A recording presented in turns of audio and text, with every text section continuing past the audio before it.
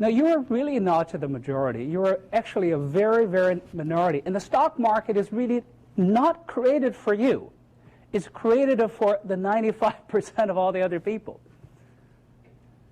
And that's really where your opportunity is. And that's where your challenge is. In the middle of the speech, listening to Warren, the light bulb kind of just went off. And I figured that I can do something in this business. And of course, at the time, I was pretty desperate. You know, recently escaped from China. I didn't know anybody, have a very little, you know, connection whatsoever, and didn't have any money. In fact, I was deep in debt. And I was horribly worried about how do I ever make a living in this country. And I really didn't grow up with a capitalist culture either. So in the middle of his speech, I thought, well, what he said about investing really just so different from my perception of the stock market. And the more I thought about it, the more I thought, well, gee, this may be something that I can do. Now, I suppose that most of you who chose this class, I understand it's very difficult to get into this class. At least it was when I was a student. It's maybe kind of a self-selected group of people who are already somehow biased or towards the value investing. How many of you really consider yourself a value investor or more predisposed into value investing? How many of you sort of know for sure you're going to be in kind of asset management business? So roughly the same number of people who really want to be in asset management business who sort of already consider yourself as a value investor. So who can really tell me what are the one or two things that really sort of defines a value investor from everybody else? Anybody? Yes, Chase. One of the things that I think about is that usually their performance depends on the underlying performance of the business, right, rather than, for instance, multiple expansion, trading window and out of the stock based on sentiment. So for that reason, they have to have a longer term time horizon. So in other words, you think that you sort of feel yourself as more of an owner of a business in a sense, and therefore your fortune rises up and down with the nature of the business and how it. Things to add, please. Yeah, you sort of you demand a margin of safety in a sense. Anybody else? You're not buying quarter to quarter. You have a more long-term view. Right. Of the investment. Right. Right. Well, that's pretty summarized. That there are basically three attitudes streaked out of the teachings of Ben Graham.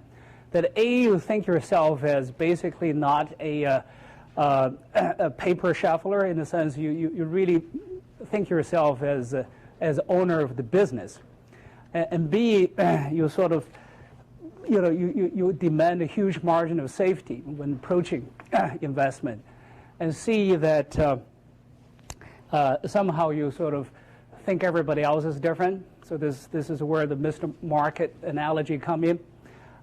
These are three things actually kind of they all come into really coming from one perception, which is, you think yourself as an owner of business rather than kind of a kind of owner of a piece of a paper, and you own a small piece, and therefore you really don't control the business, and therefore sort of is almost self-defense to demand a large margin of safety, because whatever value you perceive may not be there because you can't control it.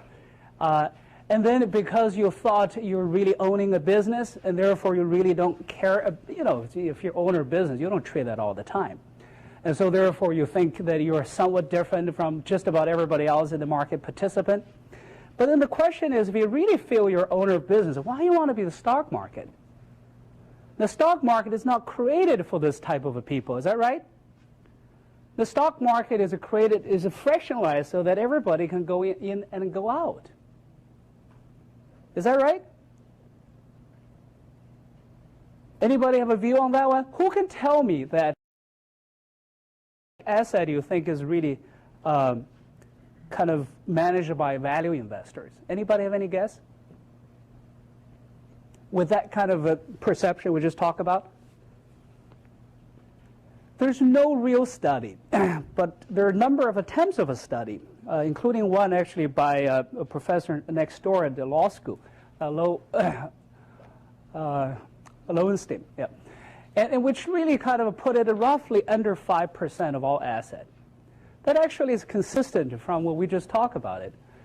Now, you are really not the majority. You are actually a very, very minority. And the stock market is really not created for you. It's created for the 95% of all the other people. And that's really where your opportunity is. And that's where your challenge is. So to understand that before you go into management in business is really extraordinarily important. And that's really that's what I first learned when I came here and listened to Buffett. That's one thing that sticks in my mind. And that really sort of helped me to position where I am, because I really know by then what kind of a person I am. I think most of your challenge, especially those of you who really want to end up in the management business, and I'm actually tonight primarily addressed to that group of people. Sorry for those people that are not. Your biggest challenge is really to understand whether you're that 5% of the people or you're the 95% of the majority.